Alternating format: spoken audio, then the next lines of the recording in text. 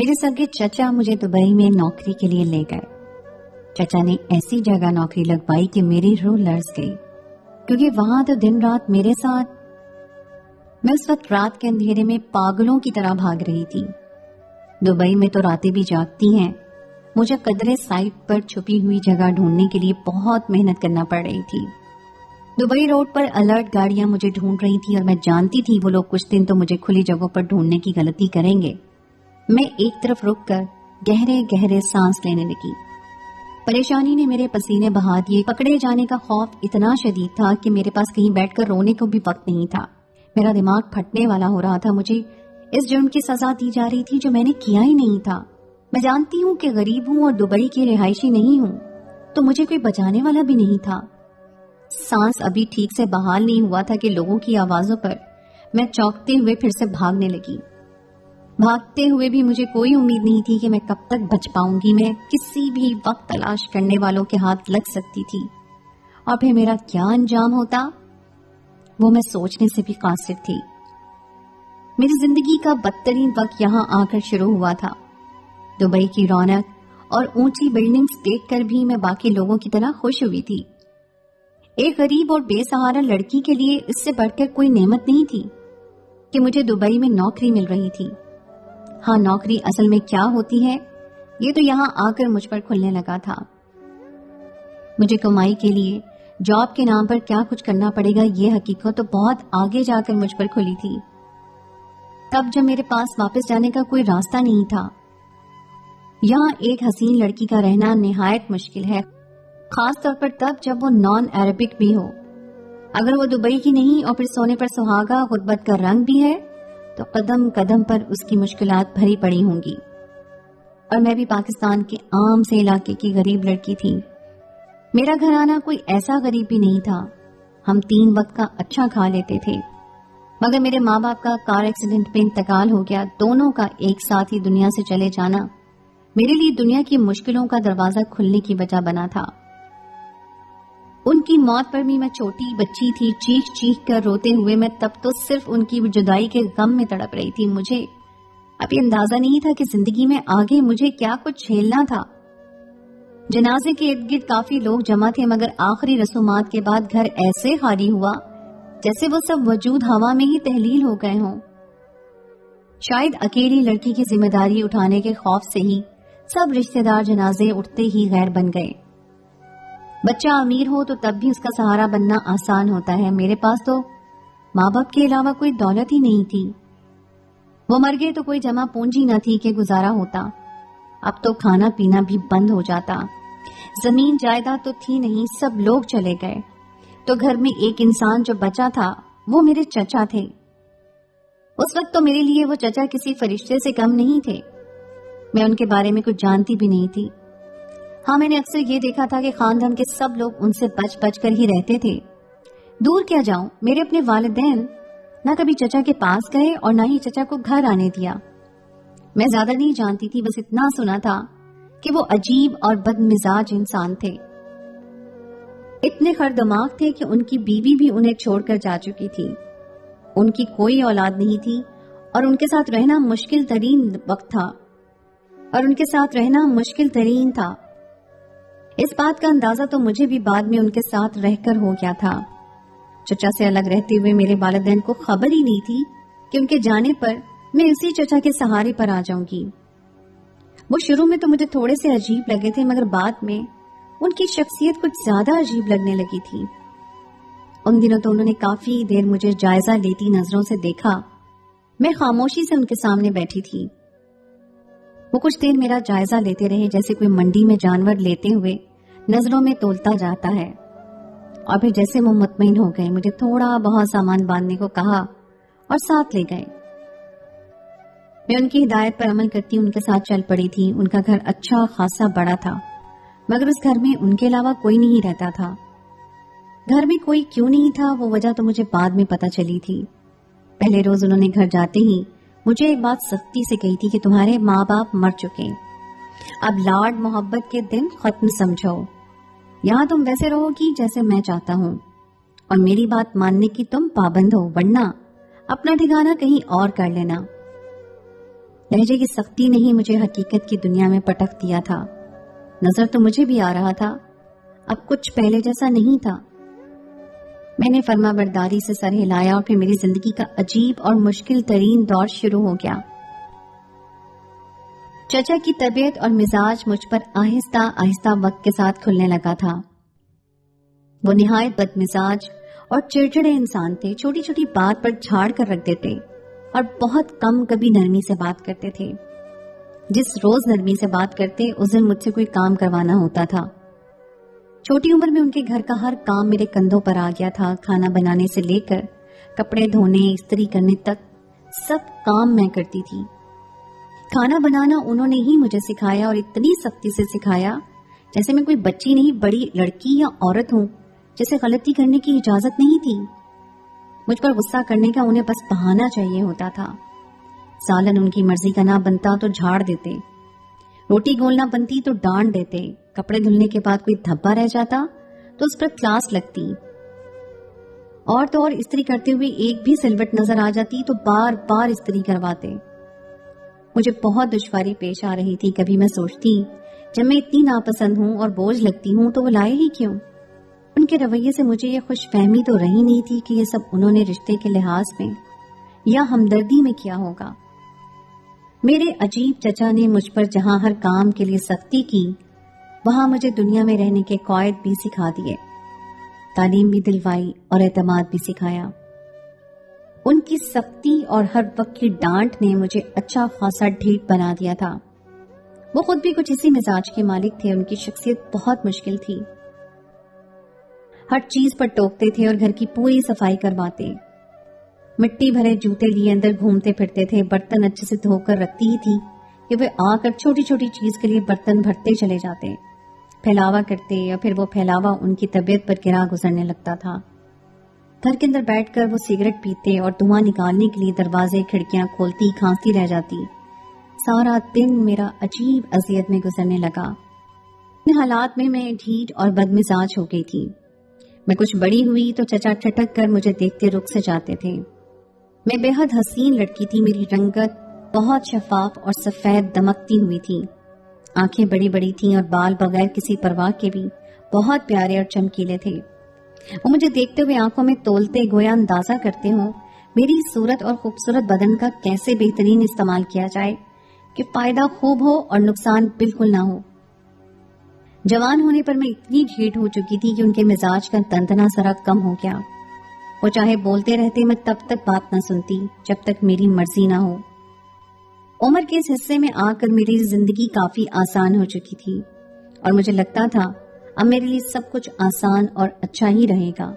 آنے والے وقت سے میں انجان تھی اور شاید بس اپنی زندگی کے وہی گنے چنے آخری پرسکون دن گزار رہی تھی. میں نے ایف اے کیا اور نوکری کی تلاش کرنے لگی کیونکہ چچا نے بھی مجھے بہت کھلا خرچ دیا اور کبھی ہاتھ کھینچ لیتے کہ میں کھانا پینا بھی بمشکل کرنے لگتی. ان سے میرا رشتہ عجیب سا تھا. میری ذات کا ہر پہلو ان کے سامنے تھا. کچھ ایسا نہیں تھا کہ ان سے چھپا ہوا ہو. کبھی لگتا وہ میری ماں کی طرح میری ہر ضرورت پوری کرتے ہیں اور کبھی لگتا کہ وہ کسی اجنبی کی طرح مجھے دیکھ رہے ہیں. میں نوکری کرنا چاہتی تھی کہ کچھ اپنے لیے آسانی لا سکوں. مجھے میرے حسن کی بنیاد پر نوکریاں ملنے لگیں اور ان میں مجھے بہت ہی عجیب ڈیمانڈ ہونے لگی. میں دنیا والوں سے تنگ آ چکی تھی. انہی بیزار دنوں میں ایک روز چچا نے اچانک مجھے ایک بہت بڑی خبر سنا دی.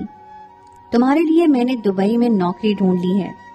تم تیاری باندھو وہاں جانے کے لیے. چند دن بعد جانا ہے. ان کی اطلاع پر مجھے خوش ہونا چاہیے تھا مگر میں تھوڑی متذبذب ہو گئی. میری زندگی میں ماں باپ کے بعد چچا جیسے بھی تھے میرا سہارا تھے. میں اکیلی کبھی نہیں گئی. مجھے نہیں کرنی نوکری. میں نے صاف انکار کر دیا تو چچا بھڑک اٹھے. مگر اب میں بچی نہیں رہی تھی جو ڈر جاتی. میں ڈھیٹ بن کر سنتی رہی اور 2-3 دن میرے پیچھے لگے رہے. پہلے ڈانٹتے رہے، پھر آرام سے درخواست کی اور پھر تھک ہار کر مجھے فائدے سمجھانے لگے. میں اکیلی نہیں جا سکتی. 3 دن ٹھٹائی کے اعلیٰ مظاہرے کے بعد میں نے اصل وجہ بتا دی تھی. اگر یہی مسئلہ ہے تو میں بھی ساتھ چلوں گا. انہوں نے فوری حل دے دیا اور مجھے کوئی اعتراض بھی نہیں تھا. یوں چچا اور میں تیاریوں میں لگ گئے. دبئی پہنچے تو چچا کسی جاننے والے کے ساتھ ہماری رہائش کا انتظام کرنے لگے. ایک دن ریسٹ کیا اور چچا نے بھی کئی بار مجھے کاکٹیل ڈرنک بنانے کا کام کرنے کو کہا. ایک دن ریسٹ کیا اور چچا نے مجھے کسی بار میں کاکٹیل ڈرنک بنانے کا کام کرنے کو کہا. ان کی نظر میں یہ نہایت اچھا کام تھا جس میں آدھے سے زیادہ فائدہ تو میری صورت سے ہو جاتا. یہاں آ کر میں نے چچا کی بات سن کر صاف انکار کر دیا. ہماری کافی بحث ہوئی اور ہم دونوں ہی بھیڑ تھے. نہ وہ میری سنتے نہ میں ان کی ماننے کو تیار تھی اور نہ ہی میں اپنی بات سے پیچھے ہٹی. مجھے خوش فہمی تھی میں اپنے بلبوتے پر عزت سے کمائی کر سکتی ہوں. چچا نے غصے سے مجھے میرے حال پر چھوڑ دیا. شاید انہیں لگتا تھا کہ ایک دن میں ہار مان لوں گی. میں نے کافی کوشش کی نوکری ڈھونڈنے کی. یہاں ایک اچھی بات یہ تھی کہ نوکری ملنا بہت آسان تھا. میں زیادہ پڑھی لکھی ہوتی تو شاید مزید آسانی ہو جاتی اور کسی جگہ عزت سے جاب کر لیتی. پھر میری قسمت نے ساتھ دیا اور مجھے کسی ہاسٹل میں ڈریس پریسنگ کا کام مل گیا. یہ بظاہر آسان اور باعزت کام تھا. میں نے وہ جاب خوشی سے کر لی. دن بھر میں لڑکیوں کے کپڑے استری کرتی اور غلطی پر کوئی معافی نہ ملتی. میں اس سب کی عادی تھی. چچا کے ساتھ رہ کر میں ڈھیٹ ہو چکی تھی. ہاں سب کا رویہ میرے ساتھ کافی حقیرانہ ہوتا تھا. میں ان کی نظر میں بہت کمتر ذات تھی. یہ سب تو میں نے آرام سے برداشت کر لیے مگر پھر وقت کے ساتھ مسائل بڑھنے لگے. ان کے ہاں جو چھوٹی موٹی چوری ہوتی یا پھر کوئی جھگڑا یا کوئی بھی نقصان ہوتا ان امیر زادی لڑکیوں کا نشانہ میں بنتی تھی. یہاں انٹرنیشنل لڑکیاں تھیں. پاکستان، انڈیا، فلپائن کی لڑکیاں بھی تھیں. سب کی لڑائی کے بعد آخری حل میں ہی بچتی تھی. وہ چوریوں سے لے کر اپنی چیزوں کے نقصان تک ہر چیز کا الزام مجھ پر ڈال کر مزے سے ایک طرف ہو جاتی. میں نے شروع میں صفائیاں دینے کی کوشش کی مگر پھر میں سمجھ گئی یہاں بھی غریب کا کوئی سہارا نہیں ہے. پھر آئے دن نئی بات پر سزا جھیلتے ہوئے وہاں سے بیزار ہونے لگی. جب بات مجھ پر ہاتھ اٹھانے کی آئی تو میں نے وہاں کام کرنا چھوڑ دیا اور پھر دوبارہ سے کام ڈھونڈنا شروع کر دیا. ایک جگہ ہاسپٹل میں نرسنگ کی جاب تھی مگر وہاں میری کم تعلیم آڑے آ گئی. پھر میں نے کسی مال میں نوکری کر لی. وہاں بھی وہی ہوا میرے ساتھ. کام کا آغاز آسان تھا مگر یہاں کیونکہ درجہ بندی بہت تھی غریب دھکے ہی کھاتا ہے. چھوٹی موٹی نوکری کرنے والے تو خاص طور پر تو مجھے بھی انہی مسائل کا سامنا کرنا پڑا. یہاں پر بھی کچھ عرصہ میں ٹھیک بن کر کام کرتی رہی اور پھر ایک دن یہاں سے بھی ہاتھ کھڑے کر لیے. پھر میں نے ایک اور ہاسٹل میں لانڈری کا کام کیا. سب سے بچ کر رہتی اور اپنے کام سے کام رکھ کر کپڑے دھوتی تھی. اپنا کام میں پوری کوشش سے بہترین کرتی. مجھے یہاں زیادہ مشکل پیش نہیں آئی تھی. میں مطمئن تھی مگر ایک دن مجھ سے ایک بہت بڑی غلطی ہو گئی. میں نے کسی امیر لڑکی کے کپڑے غلطی سے دوسری لڑکی کے سامان میں دے دیے. اس نے مجھ پر وہ کپڑے چوری کرنے کا الزام لگایا اور دوسری لڑکی وہ کپڑے چھپا گئی تھی. میں بہت مشکل سے کسی طرح وہاں سے بھاگی. وہاں سے بچتے بچاتے میں چچا کے پاس پہنچی. میں نے ان کی منت کی کہ ہمیں واپس لوٹ جانا چاہیے. یہاں کی ذلت اور مشکل روزی نے مجھے تھکا دیا تھا مگر وہاں ان کی پھر وہی ضد شروع ہو گئی. وہ مجھے دوبارہ اسی کام کے لیے آمادہ کرنے لگے. مجھے جتانے لگی کہ میں ان کے بغیر کچھ نہیں کر سکتی اور مجھے ان کی بات مان لینی چاہیے. میں ان کی بات پر غصہ کرنے لگی. مجھے پاکستان واپس جانا تھا اور میرے پاس اتنا پیسہ تھا ہی نہیں نہ ہی پاسپورٹ چچا کے پاس تھا مگر وہ مجھے دینے کو تیار نہیں ہوئے. تو میں ایک بار پھر سے ان سے جھگڑ کر وہاں سے نکل گئی. اس بار میں نے عزت کی روٹی کمانے کی کوئی کوشش نہیں کی تھی. میں نے سمجھ لیا میں دلدل میں پھنس چکی ہوں مگر مجھے اندازہ نہیں تھا اصل دلدل کیا ہوتی ہے. میں اس گمان میں تھی کہ ہر مشکل دیکھ چکی ہوں. آگے جو مشکلات منہ کھولے میرے لیے موجود تھیں ان کا میں کبھی سوچ بھی نہیں سکتی تھی. مجھے کار واشنگ کا کام ملا. امیر گھرانوں کے رئیس لڑکے ریسنگ والی گاڑیوں کو واش کرنے کے لیے خوبصورت لڑکیاں رکھتے تھے. میرے پاس حسن تو بے انتہا تھا. میں ہر وقت عزت کی کمائی کا نعرہ لگانے والی وہاں پہنچی تو ساری عزت بھلا دی. مجھے وہاں کام پر رکھ لیا گیا تھا. اس کام میں باقی جگہ کی نسبت بہت زیادہ پیسہ تھا. یہاں ملنے والی تنخواہ نے میرے اندر عزت کی خواہش سلا کر لالچ جگا دی تھی. پیسوں کے لالچ میں وہاں میں نے ہر قسم کی نظروں کا سامنا کیا. امیر زادوں کے سامنے میں پانی سے گاڑیاں دھوتی اپنا ویسٹرن لباس ترک کیے کھڑی ہوتی تھی اور میری اتنی اوقات نہیں تھی کہ میں اس بات پر اعتراض کرتی. میں اب یہاں کا اصول سمجھنے لگی تھی. یہاں امیروں اور عرب زادوں کا راج تھا. انہیں قانون تک توڑنے پر چھوٹ مل جاتی تھی اور مجھ جیسی نان عرب غریب لڑکی کی ایک چھوٹی سی غلطی کی سزا بھی اتنی تھی کہ میں عمر بھر جیل میں گزر بیٹھتی. میں نے وہاں چپ رہ کر سر جھکانا سیکھ لیا تھا. کار واشنگ کے بعد میں ایک رئیس زادے کی نظر میں آ گئی. الزین حسن پرست اور لڑکیوں کا شوقین رئیس زادہ تھا. میرا حسن بھی اسے پسند آیا تھا. وہ مجھے اپنے ساتھ لے گیا. اس نے میرا ہر طرح سے فائدہ اٹھایا تھا اور پھر الزین نے ان مہربانیوں کے بعد مجھے کار ریسنگ میں اپنے ہی ساتھ رکھ لیا تھا. کار ریسنگ یہاں غیر قانونی کام تھا، مگر ظاہر ہے یہاں کے امیر زادے یہ کام بڑے شوق سے بنا ڈرے کرتے تھے.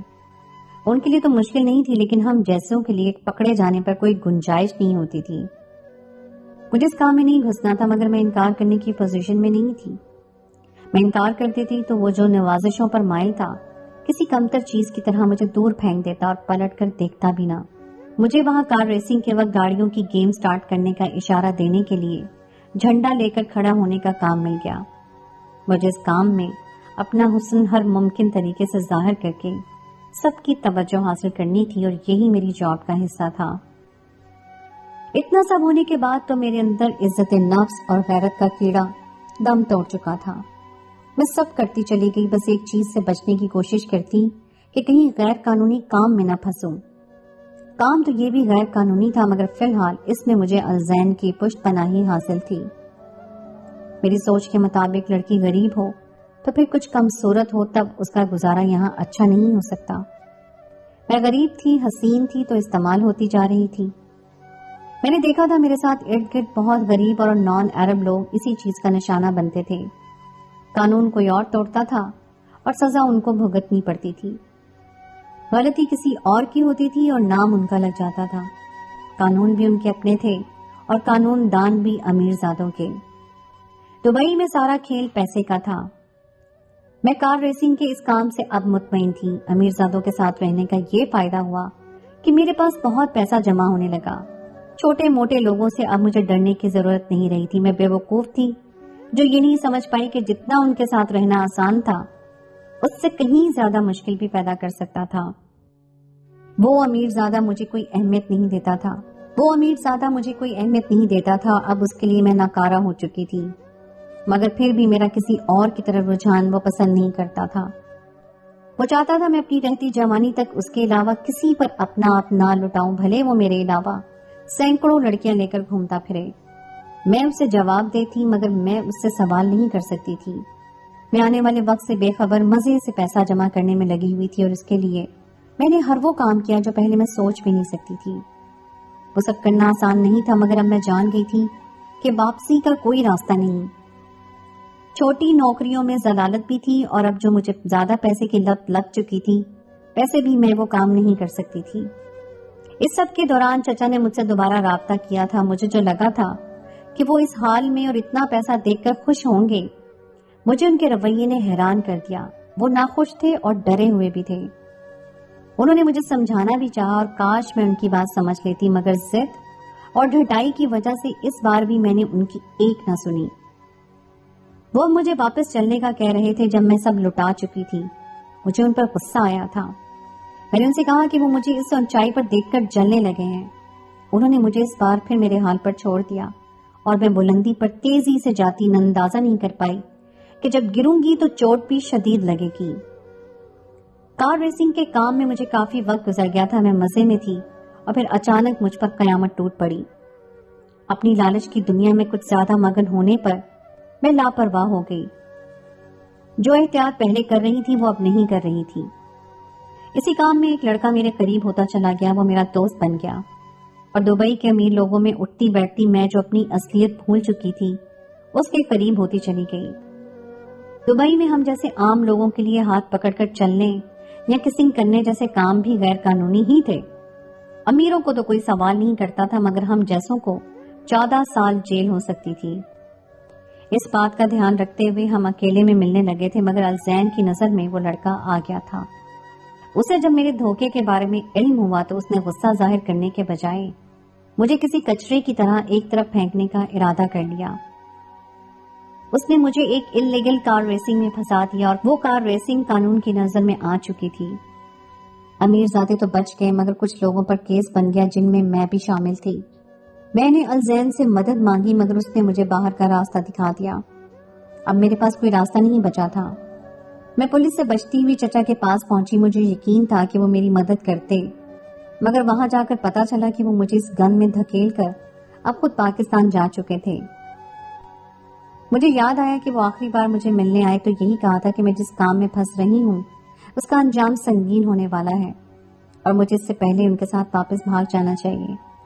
तब मैं गुरूर में थी कि अब मैं जिस ऊंचाई पर जा चुकी हूँ कोई मुझ तक नहीं पहुंच सकता।